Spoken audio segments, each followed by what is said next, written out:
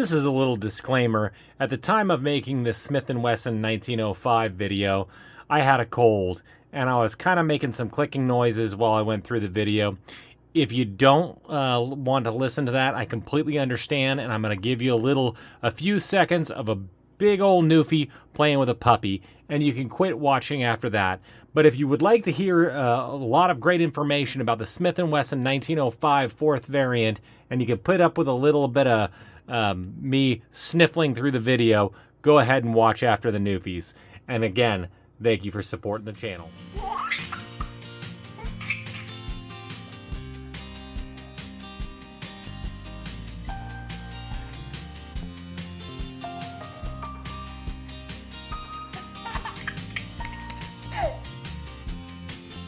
Hello YouTube, this is the Bucket coming at you today with a couple of awesome Smith & Wesson revolvers.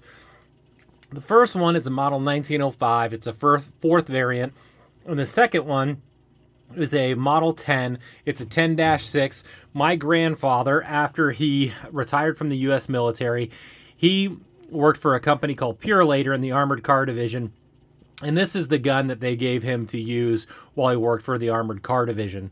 These two pistols are ostensibly, they're from the same family and from the same lineage. They go back to the Smith & Wesson 1899 Hand Ejector version. And this one is a model 1905. This is a fourth variant. This is really pretty much the exact copy of what would become the Victory revolver that was used in World War II. I've done a video on a Victory revolver that was a Lend-Lease revolver that went to the British. And basically the only difference between this gun and the gun that would become the Victory are these are obviously still blued, and the Victories had Parkerization. Also, they would have a lanyard loop and different grips. The US military didn't want the nicer grips. Now, these grips aren't original to a model 1905, but they're pretty cool old Smith & Wesson grips, and they fit the gun pretty nice. Smith & Wesson model 1905s would have a square grip or a rounded butt grip, and they came in different variations of barrel sizes, but the two most common sizes that you'll see are a 4-inch, and like this one, and a 6-inch. Now you'll see in the fourth variants, they still have a tapered barrel. When they get to the Model 10s here, they're going to have a standard no taper in the barrel, and this one was a thicker bull barrel, where the ones from the 1905s are going to be much more narrow barrels because they just didn't need as much of it. But with the fourth variants, you're still going to see the cool half moon style front grip. All of them are going to have an integral rear grip. Now, these model 1904 fourth variants are going to be a 5-screw. So you're going to have 1, 2, 3. There's a 4th screw right under here underneath the grip, and then the fifth screw is right there. These are one of the best produced revolvers of all time. The Smith & Wesson M&P series produced in between 6 and 7 million revolvers, and they were because they were just really, really well-made revolvers.